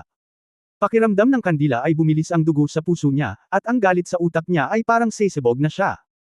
Ang ganitong uri ng mental na pagpapahirap ay 1,000 beses na mas masakit kaysa sa pisikal. Kinagat ng kandila ang kanyang mga ngipin, ang kanyang magandang mukha ay malupit na nabaluktot, tulad ng isang babaeng multo na si Shira, ang kanyang mga mata ay puno ng dugong mga mata, at pati na rin ang mga luhang tumulo mula sa mga sulok ng kanyang mga mata. Mukhang hindi ka makikipagtulungan hanggang sa mamatay ka. Di bale, pagkatapos ay hayaan mo akong maging kaldero sa pagsasanay bago ka mamatay.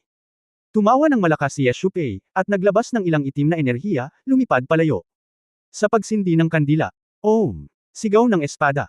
Para siyang dragon na bumabagsak sa mga ulap. Isang 3 talampakang berdeng talem ang tumusok sa kalangitan, at ang bilis ng kidlat ay napakabilis upang takpan ang mga tainga. Sa lakas ng 1,000 kulog, tumawid ito sa isang gintong bahaghari. Biglang naramdaman ni Yeshupei na may mali, nagbago ang mukha niya, at hindi niya namamalayan, umiiwas siya. Ngunit ang bilis niya ay kalahati pa rin, at pinutol ni Phaejian ang isang braso niya. Emperor-level sword intent. Mukhang hindi makapaniwala si Yeshupei sa kanyang nakita, ngunit ang layunin ng espada na naramdaman niya sa kanyang harapan ay talagang isang emperor-level na aura. Ang itim na enerhiya ay nawala ngayon, at ang ilaw ng kandila sa wakas ay nagkaroon ng pagkakataon na huminga at nahulog mula sa hangin. Dumating si Yefan sa oras na ito, at binilisan ng isa ang kanyang kinaroroonan at niyakap ang ilaw ng kandila, na tumutulo ng dugo. Guru. Hindi inaasahan ng candlelight na lilito si Yefan, at mahinang tumawag, puno ng pagdududa at sorpresa ang kanyang mga mata. Sinuri ni Yefan ang katawan ng babae, at pagkatapos ay malamig na tumingin kay Yeshupei. Ikaw ba? Natigilan si Yeshupei, ikaw talaga ay isang emperor-level swordsman. Sa isang maliit na lupa, may mga emperor-level na eskrimador. Ito ay talagang sapat na malalim. Hindi ka mababaw, kung ako tama, dapat galing sa demonyo ang kapangyarihan mo, di ba? Sumimangot si Yefan, ang lihim na nakatago sa katawan ni Yeshupei ay mas malalim kaysa sa inaakala niya. Ang madilim na kapangyarihang ito, na puno ng galit, ay katulad ng kapangyarihan ng demonyo na nakatagpo niya noon, ngunit may kaunting hindi maipaliwanag na pagkakaiba. Ang susi ay mayroon ng bahagi ng purong primitive na kapangyarihan sa loob nito. Kahit na ang orihinal na kapangyarihan ay hindi mataas sa komposisyon, ito ay dalisay pa rin, at malinaw na ito ay hindi isang bagay na magagamit ng ordinaryong magulong monghe. Maliban kung naiintindihan din nitong si Yeshupei ang mga batas ng mga eroplano, ngunit napakaliit ng posibilidad. Ang tanging paliwanag ay maaaring gamitin ng taong ito ang ilan sa orihinal na kapangyarihan sa Chaos Realm sa pamamagitan ng ilang uri ng espesyal na pamamaraan. Since nalaman mo, hindi ko na itatago sa iyo. Sinabi ni Yeshupei na may pagmamalaki sa kanyang mukha, ang pinaniniwalaan ko ay ang hari ng puot, ang ikatlong Diablo, ang kanyang kataas-taasang Ailarias. Ang nakikita mo ngayon ay kung ano mismo ang ipinagkaloob ng kanyang kataas-taasang Ailarias sa mga tapat na mananampalataya. Ang lakas ng galit. Ito ang kapangyarihan na maaaring taglayin ng Demon King of Faith. Kahit na nasa chaos ako, magagamit ko ang purong hilaw na kapangyarihan. Kaunti lang yan. Para sa kaunting kapangyarihan ng demonyo, pinagtaksilan mo ang dragon. Nagtaksil sa mga tao at tumulong sa mga demonyo. Bumuo ng isang demon teleportation array ng direkta sa lupa at ipadala ang demonyong hukbo ng ikatlong demonyong hari. Alam mo na, bahagyang nagulat si Yeshupei, ngunit hindi niya ito itinanggi. Naniniwala ako sa mga demonyo, ngunit ang kapangyarihan na maaaring dulot ng paniniwala ay malayo sa iyong imahinasyon. Ako ay nasa kaharian lamang ng kaguluhan ngayon, at kapag naabot ko ang bukas na kaharian ng langit, natural na makokontrol ko ang higit na kapangyarihan ng galit. Kung mas madasalin ang pananampalataya ng kanyang kataas-taasan, mas maraming kapangyarihan ang aking makukuha, hindi mauubos. Ang mga tao, kahit ang mga angkan, ay ang kanyang mga species ng mababang antas ng mga demonyo. Kamahalan Ailarias Ens, pakiramdam ko ay pinarangalan ako. Tumawa si Yefan, kahit gaano kalaki ang pananampalataya mo. Gagantimpalaan ka ng iba. Sa halip na maging isang mabuting dragon, gusto mong maging isang aso na naghihintay ng pagkain ng iba. Ang iyong ideya ay medyo nobela. Haha, hindi mo maintindihan kung gaano kalaki ang agwat sa pagitan ng mga demonyo at mga tao. Kung hindi dahil sa pakikibaka sa loob ng 7 Great Demon Kings at sa laro laban sa Protoss, sa palagay mo ba ay maaaring mabuhay ang mga mahihinang tao sa eroplano ng Taishi? Kung tungkol sa mga estratehikong powerhouse, sa loob ng saklaw ng impluensya ng 7 Demon Kings, mayroong hindi bababa sa 50. At ang mga tao, Lahat ng mga angkan at maluwag na magsasaka ay nagdaragdag ng hindi hihigit sa 20. At walang nang ahas na sabihin na kaya nilang talunin ang sinumang demonyo. Kahit 2 o 3 demonyong hari lang, kung handa silang makipagkamay para harapin ang mga tao, tao ang nakataya. Ito ang batas ng gubat. Ito ang katotohanan ng simulang eroplano. Nakilala ko lang ang katotohanan, naniwala sa malakas, at nagsimula sa tamang landas sa lalong madaling panahon. Hindi tulad ng isang grupo ng matanda at matitigas ang ulo na matatanda mula sa kanilang alyansa ng angkan at arcane realm, iniisip pa rin nila ang tungkol sa pagprotekta sa napakaliit na mundo at pagharang sa pagdating ng mga demonyo. Haha! Parang paghampas ng bato ng itlog, pinapahiya ang sarili mo. Tumawa si Yeshupei. Natahimik si Yefan. Siya! Hindi ko inaasahan na ang gap sa pagitan ng mga tao at mga demonyo ay napakalaki. Naisip niya na kung magsasama-sama ang angkan, makakasabay nila ang mga demonyo. Pero, 20 madiskarteng antas at 50 ay higit sa Nad-Obel. Gayunpaman, medyo nagulat si Yefan sa kakulangan ng kabuuang bilang ng mga strategic tier. Pagkatapos ng lahat, ang eroplano ng Taishi ay napakalawak, na may hindi mabilang na mga mundo at hindi mabilang na mga sibilisasyon. Bilang resulta, mayroon lamang mga 50 madiskarteng tier sa mga demonyo. Ang isang patak ng tubig ay hindi isang pagmamalabas. Ang mga batas ng eroplano. Ang susi sa sikreto sa likod ng eroplanong Taishi ay talagang bihira. Boy, ikaw ay isang Emperor-level swordsman, isang powerhouse sa open world, kung handa kang magpasakop kay Ilari His Highness, tiyak na magagamit ito muli. Maaari pa nga itong suportahan, at hilingin ko sa iyo ang isang mahusay na tagumpay. Paano? Bakit hindi ka sumama sa akin sa Abyss of Fury sa Stormwind Valley, makipagkita sa kanyang kamahalan Ilarius, at tanggapin ang kanyang pabor? Yes, Shup Eyes. Ang tono ay mapang-akit at totoo. Nang hihinayang umiling si Yefan, maaaring naisip ko ito, gusto ko talagang bisitahin, ano ang tirahan ng Demon King. Sayang. Sinaktan mo talaga ang babaeng ito, tapos makakalaban ko lang ang pangatlong demonyo mong hari. Sabi ni Yefan, inabot at kinurot ang mukha ni Zhuguang. Nanlaki ang mga mata ni Zhuguang, hindi niya inaasahan ang gagawin ni Yefan. Sabi, dahil lang sa mahinang Torch Dragon na babae, gusto mong maging kaaway ng His Royal Highness Ilaris. Ang ganitong mga bagay, kung sasali ka sa hukbo ng Third Demon King, ilan ang gusto mo? Sabi ni Yeshupei. Nang may paghamak. Nawala ang ngiti ni Yefan, at malamig niyang sinabi, bagaman napakamura nitong babaeng kayakap ko, madalas ko siyang binubugbog. Ngunit hindi ito nangangahulugan na maaaring ay bully siya ng sinuman. Ang tanging tao sa mundo na makakatalo sa kanya ay ako, dahil sa akin lamang siya. Nanginginig ang liwanag ng kandila, malabo ang mga mata, at tinitigan ang lalaki. Master. Kabanata 2678 Wolf Snake. Ibinaba ni Yefan ang ilaw ng kandila, at pagkatapos ay kumuha muli ng lumilipad na espada mula sa kanyang kamay. Sa sandaling lumitaw ang lumilipad na espada, ang apoy ng primordial power ay agad na nag-apoy. Puno ng pamimilit ng araw. Xian Tianlingbao level flying sword. Mukhang nabigla si Yeshupei. Oh, so ang lumilipad kong espada ay itinuturing na ngayong likas na espiritual na kayamanan. Napansin ni Yefan na ang pinakamahusay na lumilipad na espada na maaari niyang alisin sa Sword God's Ring ay nalampasan na ngayon ang antas ng isang espiritual na sandata. Halos lahat ay malapit sa antas ng mga banal na bagay. Ang pinakahalatang bagay ay ang mga lumilipad na espada na ito ay may sariling orihinal na kapangyarihan at iba't ibang mga espesyal na katangian. Sayang lang ang bilang na hindi gaanong endless, ilang daan lang, kung gusto mong magpadala ng 10,000 espada ng sabay-sabay, kailangan mo pang gumamit ng maraming low-level flying swords. Yefan. Mukhang marami ka talagang mga bagay na hindi mo naiintindihan. Kung mapupunit mo ang iyong mukha sa akin, lalaban ka sa kanyang kamahalan Ilaris.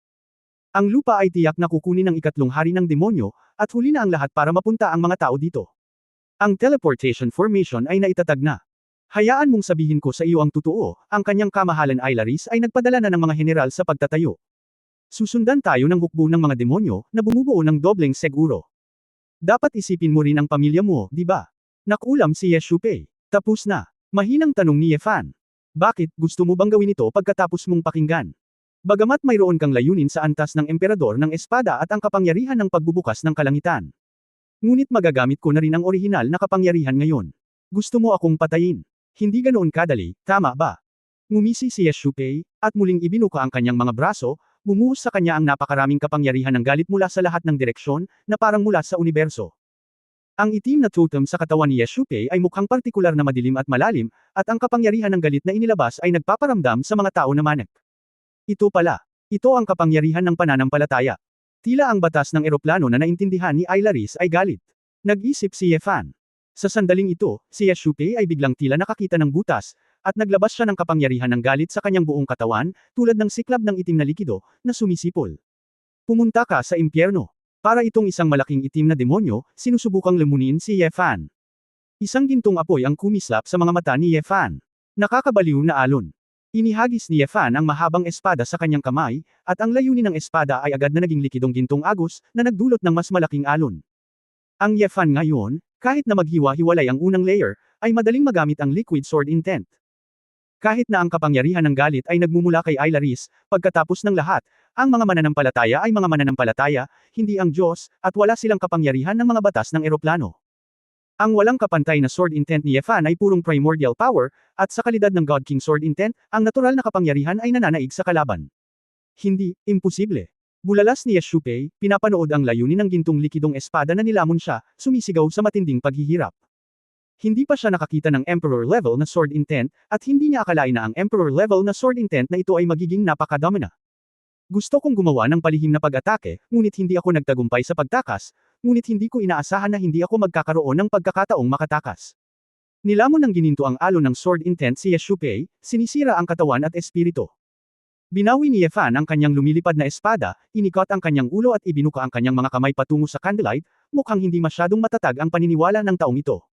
Guru. Matingkad ang ngiti ng kandila at lumipad sa yakap ng lalaki. Bagamat puno pa rin ng dugo ang kanyang katawan at magulo ang kanyang buhok, gulo-gulo niyang hinahalikan si Ye Fan. Fuck off! Anong kabaliwan? Itinulak ni Ye Fan ang mukha ng babae palayo, ngunit ang babae ay nagpumilit na lumapit. Walang ibang pagpipilian si Ye Fan kundi ihampas ang kandila ng 2 beses. Bitik. Sampal. Umalis ka. Marumi. Panuurin ang iyong pagkakakilanlan. Noon lamang tumabi ang candlelight ng mahiyain, nakayuko ang kanyang ulo ng may awa. Alam ng alipin na mali ito.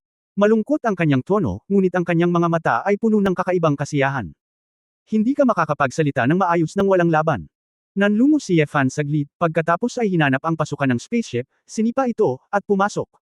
Pagkatapos maghanap sa paligid ng spaceship, natagpuan ni Ye Fan si Lu Feiyan.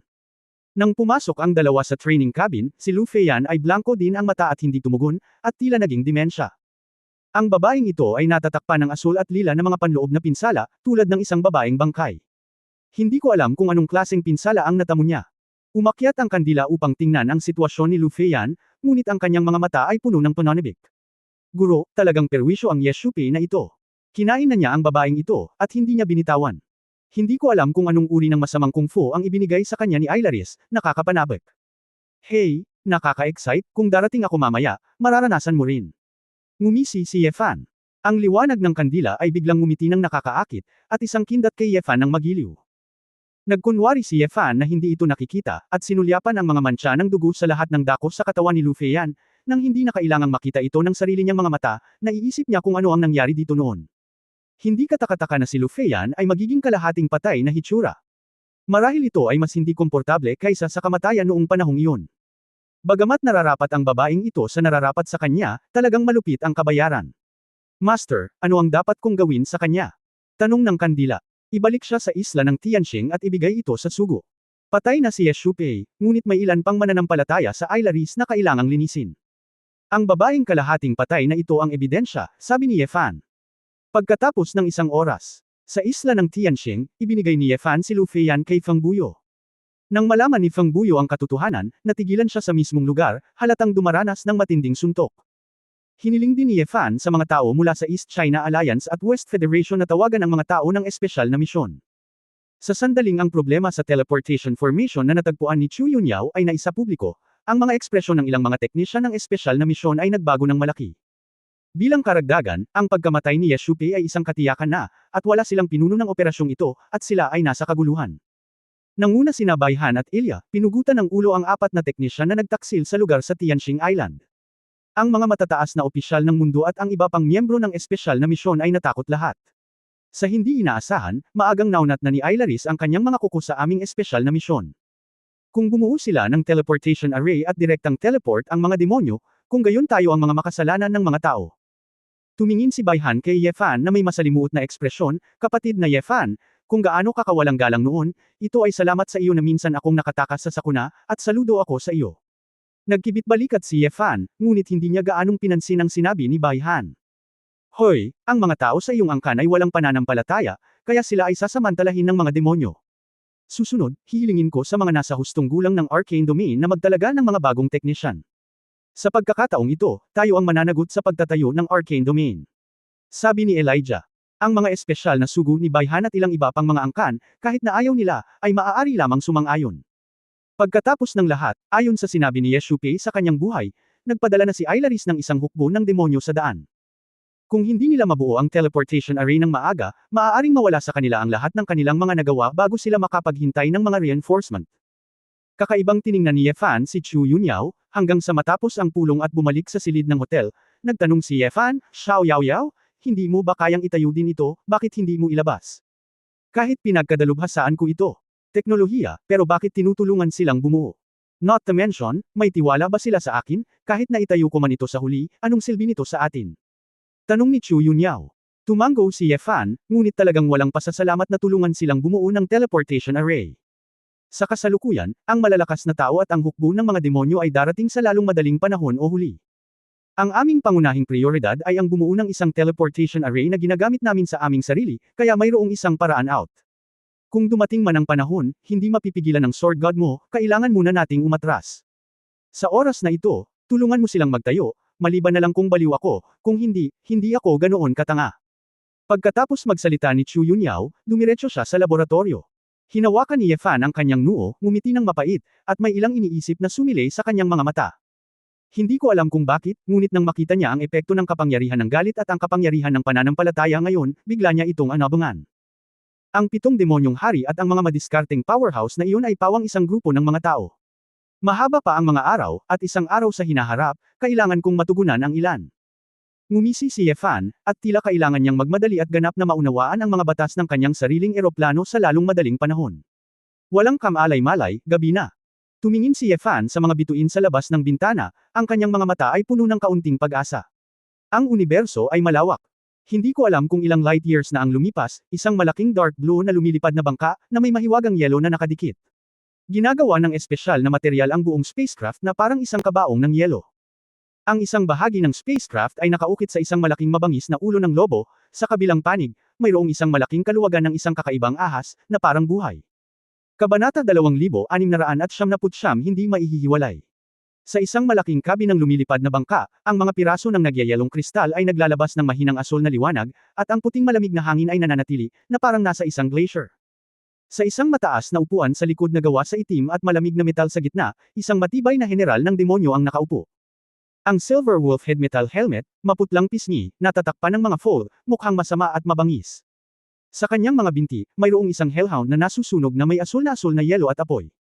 Ang mapatla at balingkinita na kamay ng general ay marahan na hinaplos ang asul na balahibo ng Cerberus, at ang Cerberus ay patuloy na lumuwa ng isang subaw ng yelong ambon ng comfortable. Sa magkabilang gilid ng harapan ng general, may daan-daang mga eskultura ng yelo na may iba't ibang hugis ng mga mandirigmang demonyo, tahimik na nakatayo, hindi gumagalaw. Sa oras na ito, ang espasyo ay nagbabago, at isang panloob na portal ang binuksan. General Hati, ang plano sa kabilang panig ng mundo ay nakita na. Isang demonyong wizard na nakasuot ng itim na balabal na may haggard na mukha ang lumitaw sa cabin. Sa isang iglap, nabuksan ng daan-daang demonyo sa magkabilang panig ang kanilang nagyayelong mga mata, na parabang nabubuhay ang mga eskultura ng yelo. Kalmadong nagtanong si Hati, nasaan si Yeshupe? Yeshupe at ilang mananampalataya ay napatay na lahat, at wala ni isa sa kanila ang nakaligtas. Ngunit isang mananampalataya ang nagpadala ng mensahe sa dulo, na nagsasabi na mayroong isang tao sa lupa. Ang Shenlong Cultivator na may lakas ng Open Heaven Realm. Kung walang aksidente, dapat ay sinira na niya ang plano ng pagtatayo ng teleportation array sa pagkakataong ito. Oh, sa napakaliit na mundo, mayroon pa ring Open Heaven Realm na naiwan. Pumikit si Hati, nagpapakita ng kaunting interes. Ipasa ang aking order, at ang barko ng Ice Wolf ay magsisimulang tumalon sa kalawakan at bumilis. Pero, General Hati, malayo pa tayo sa mundo. Kung sisimulan natin ang paglukso ng kalawakan ngayon, kakainin ito ng maraming enerhiya. Sa oras na iyon, dapat tayong manatili sa lupa ng mahabang panahon upang maglagay muli ng enerhiya, kung hindi, napakahirap na bumalik sa Storm Valley, sabi ng wizard. Kaya, dapat nating ibagsak ang lupa at magtatag ng isang teleportation array bago dumating ang mga reinforcement ng tao. Pagkatapos magtatag ng isang teleportation array, maaari tayong direktang makakuha ng mga reinforcement mula sa Storm Valley, at natural na wala tayong pakialam sa mga supply ng enerhiya. Ngumisi si Hati, bakit, sa palagay mo ay maaaring hadlangan ng isang cultivator ng Shenlong clan sa Heaven Opening Realm ang ating Ice Wolves? Small dare not. Ang wizard ay nanginginig sa takot, at nagmamadaling ibinaba ang kanyang ulo.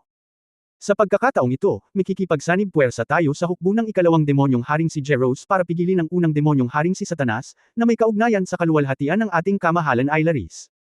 Ang Earth ang pinakamahalagang muog sa kalovukang iyon. Kung hindi ito makuha sa oras, maaantala ang pagtatatag ng buong harapan. Sa oras na iyon, kung maantala mo ang fighter plane, pagtatawanan ka ng mga kasuklam-suklam na halimaw sa dagat. Sinisi tayo ng kanyang kataas-taasang Ailaris, at hindi tayo kayang pigilan ni Lord Finis, alam mo kung ano ang kahihinatnan. Isang grupo ng mga demonyong mandirigma ang tumanggo at malakas na nagsabi, isumpa mong tapusin ang misyon. Tumalon sa takot ang Hellhound na nakahiga sa kondongan ni Hati. Iniunat ni Hati ang kanyang mahahabang braso, hinawakan ang Hellhound, at direktang itinulak ito sa kanyang bibig. Woo! Ang! Sumigaw si Cerberus, at ang kanyang ulo ay direktang kinagat. Ngumunguya si Hati, gumawa ng click na tunog sa kanyang bibig, na parabang kumakain ng ice cube, at hawak pa rin niya ang Cerberus na pumapatay sa apoy ng yelo sa kanyang kamay. Bangkay! Itinaas niya ang kanyang ulo at tumingin sa malalim na universo, na parabang inaabangan na niya ang hindi pamilyar na mundo na malapit na niyang marating. Lupa. Walang katapusang purgatorio. Dinala ni Yefan ang mga babae upang maglaro sa isla ng Tianxing sa loob ng ilang araw, at pagkatapos makakuha ng maraming impormasyon tungkol sa eroplano ng Taishi mula sa mga tao sa espesyal na sugo, bumalik siya sa kanyang tahanan. Ayon kay Ilya at sa iba pa, kahit na ang pinakamalapit na stronghold ng Human Race Alliance ay mas malapit kaysa sa Demon Race, kakailanganin ng oras upang magpadala ng mga tao muli. Gayunpaman, tiwala pa rin sila na mas maaga nilang mararating ang Earth kaysa sa mga demonyo. Hindi gaanong pinansin ni Yefan ang pagbuo ng teleportation array. Ang mas interesado siya ay ang sitwasyon ng mga pangunahing puwersa at powerhouse. Sa pagkakaalam namin, ang alyansa ng clan ay karaniwang pareho sa sitwasyon ng clan na alam namin noon. Ang apat na pangunahing angkan ay pa rin ang pinakaubod at makapangyarihang pag-iral, at sila ang gulugad ng angkan. Gayunpaman, dahil sa pamilyang Shenlong ng Taishi Plain, mayroong malakas na bloodline ng Qinglong. Kahit na ang bilang ay hindi hihigit sa isang kamay sa buong eroplano ng Taipei, mayroon na itong napakalaking bentahe. Pagkatapos ng lahat, ang Qinglong ay nangangahulugang ganap na madiskarteng antas. Sa makatuwid, ang katayuan ng Shenlong clan ay partikular na marangal, at ito rin ay ginagawang medyo nagkakaisa ang clan. Ang mga powerhouse ng pamilya Shenlong ay may pinakamataas na hangarin at karangalan na makapasok sa Dragon Palace. Ito raw ang lugar ng kapanganakan at pahingahan ng mga ninuno ng pamilya Shenlong. Ang mga sikreto sa loob ay malalaman lamang ng malakas na pamilyang Shenlong na nakapasok. Gayunpaman, ang malakas na Shenlong na maaaring pumasok ay dapat na maabot man lang ang estratehikong antas, iyon ay, upang maunawaan ang mga batas ng eroplano. Kaya, sa katunayan, mula noong sinaunang panahon, napakakaunting mga tao ang nakapasok. Nang tanungin ni Yefan kung narinig nila ang Jishuan Yuan, Shi Yu, at Emperor Yan, sinabi ni na Ilya, Bai Han at ang iba pa na hindi pa nila narinig ang tungkol sa kanila. Mukhang hindi nagsisinungaling si Yefan nang tumingin siya sa kanila. Gayunpaman, dahil masyadong malawak ang eroplanong Taishi, ang alam nila ay dulo lamang ng malaking bato ng yelo, kaya normal lang na hindi kilala ang ilang tao. Posible na ang mga taong ito ay may iba pang mga pangalan sa eroplano ng Taishi. Posible rin na bago isinilang ang mga taong ito, ang mga powerhouse na ito ay napunta sa mas matataas na eroplano, o sa mga mahiwagang lugar tulad ng Temple of the Dragon. Para naman kay Ye Wuya at sa amo at katulong ni Ye Kyun, hindi pa nila ito narinig.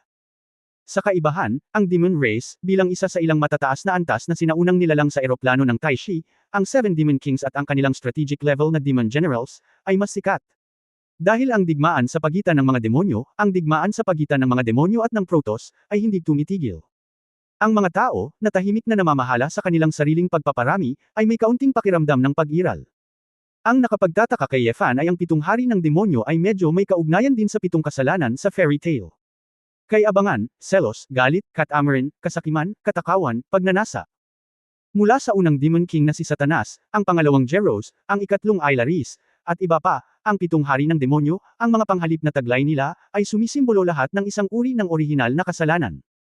Hindi ito ang unang pagkakataon na natuklasan ni Yefan ang gayong pagkakataon. Mula sa simula ng pagtuklas ng ilang mga sinaunang alamat, isa-isang nakumpirma, at ngayon, kahit na ang mga maalamat na demonyo ay tila umiiral.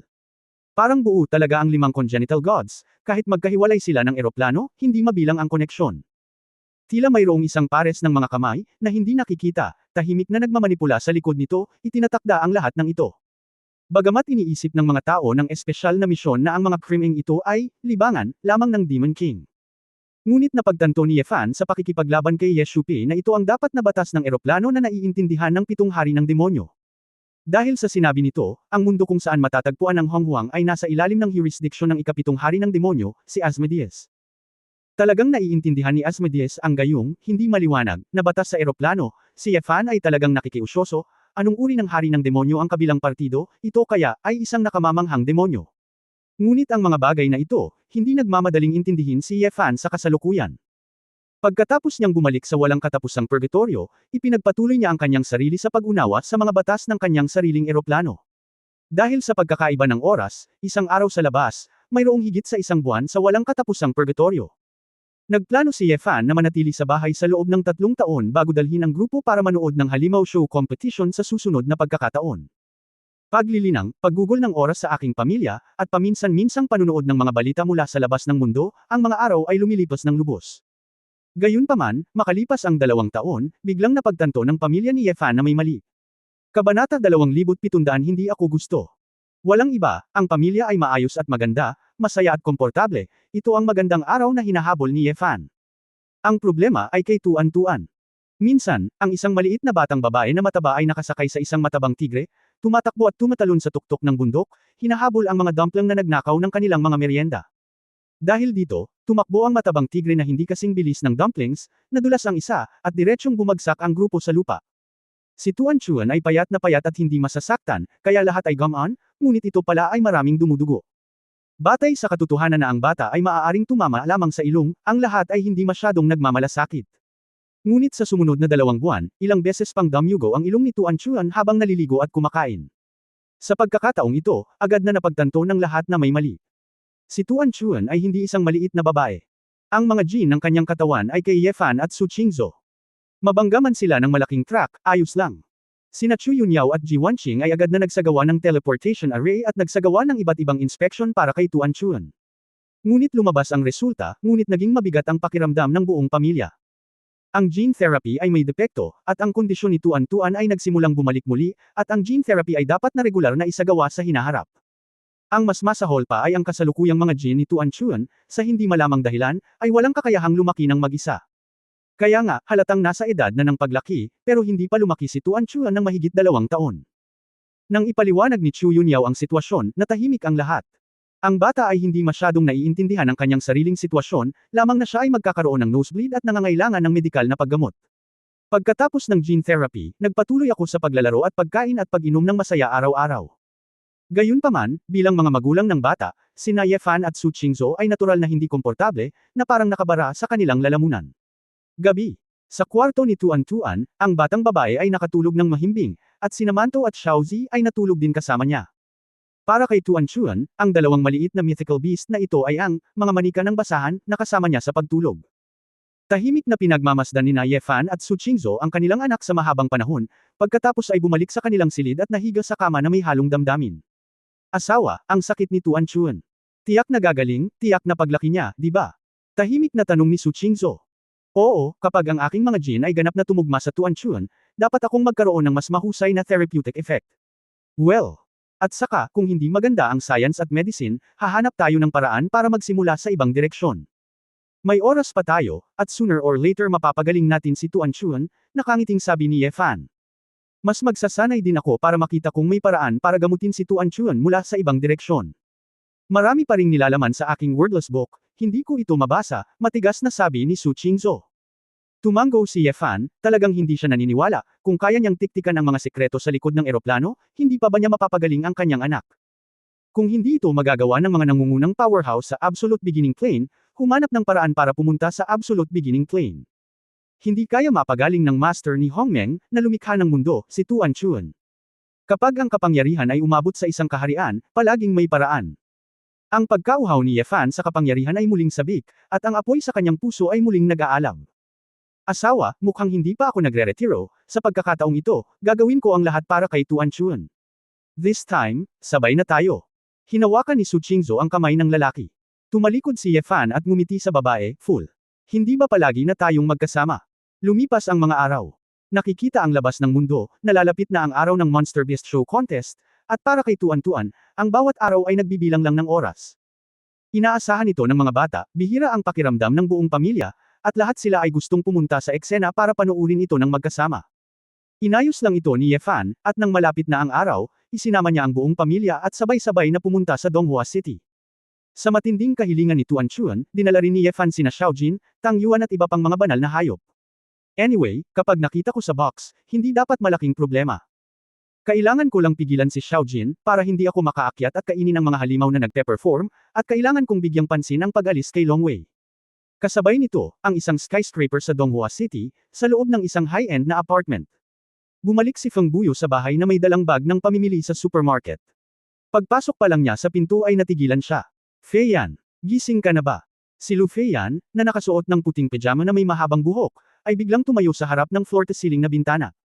Nang ibalik si Lu Fei Yan noon, sinabi sa pagsusuri na siya ay lubhang na-stimulate at naging demensya. Kahit na ang pisikal na katawan ay maaaring mabawi gamit ang mga halamang gamot at medikal na paggamot, ang mental na estado ay tinatansya na isang vegetative state. Ngunit hindi nakayanin ni Feng Buyo, kaya dinala niya ito pabalik sa kanyang tirahan at inalagaan siya ng isang buwan. Matagal nang naka-recover ang katawan ni Lu Fei Yan, ngunit nakahiga siya sa kama na may mapupungay na mga mata. Si Feng Buyo ay unti-unting naging pamilyar sa buhay sa mundo. Araw-araw kapag bumalik siya sa kanyang tirahan, kakausapin niya si Lu Fei Yan, papakainin siya ng gamot at iinom ng tubig. Naisip niya na maaaring ganito si Lu Fei Yan sa buong buhay niya, ngunit hindi niya inaasahan na madyay gising ito. Kuya Buyo. Lumingon si Lu Fei Yan at tumingin kay Feng Buyo, agad nabasa ang kanyang mga mata. Tumakbo siya, inakbayan ang baywang ni Feng Buyo, at niyakap ng mahigpit. Nanlamig si Feng Buyo sa kinauupuan, nag-alinlangan sandali, at pagkatapos ay bahagyang tinapik ang likod ng babae. Fei Yan, ayos lang, pasensya na talaga, hindi ko akalain na magiging ganyang traidor ang tiyuhin ko. Nahihiyang humingi ng paumanhin si Feng Buyo. Brother Buyo, kahit na marami sa kanila ang hindi ko maalala, alam kong sa mga araw na ito, iniwan na ako ng iba, ikaw lang ang nag-aalaga sa akin at hindi ako iniiwan. Salamat, kahit na maging ganito ako, hindi ako pinabayaan. Ngayon lang kita. Humihikbi si Lu Fei. Ako rin ang may pananagutan sa pananakit sa iyo. At saka, wala akong ginawang espesyal. Si Mr. Ye Fan talaga ang nagligtas sa iyo. Sabi ni Feng Buyo. Nanginginig ang katawan ni Lu Fei Yan, at may bakas ng hinanakit sa kanyang mga mata, na panandalian. Itinaas niya ang kanyang ulo, ang kanyang mga mata ay blanko na nakatingin kay Feng Buyo. Kuya Buyo, sa puso ko, simula ngayon, ikaw na lang. Natitiyak ko na sa mundong ito, sa buong universo, hindi kailanman magkakaroon ng mas mahusay kaysa sa iyo. Sa sandaling ang mga salita. Nahulog, labis na nasasabik si Lu Fei Yan.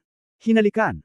Si Feng Buyo, isang simple at malaking lalaki, na nakaranas ng ganitong uri ng labanan, biglang namula ang kanyang mukha, at itinulak niya ang babae palayo. Fei Yan. Ikaw ay. Lumamlam ang mga mata ni Lu Fei Yan at tumawa siya ng mapait sa sarili, ikaw. Ayaw mo ba ako? Paumanhin, Kuya Buyo, nakalimutan ko. Hindi na talaga ako karapat-dapat. Nahawakan kita. Si Lu Fei Yan ay umatras ng 2 hakbang, pinunasan ang kanyang mga luha, at nakangiting sinabi, hindi bale, ako ay nasa tabi mo sa hinaharap at magiging iyong munting kasambahay. Pagsisilbihan kita ng mabuti at gagawin ko ito para sa iyo sa buong buhay ko.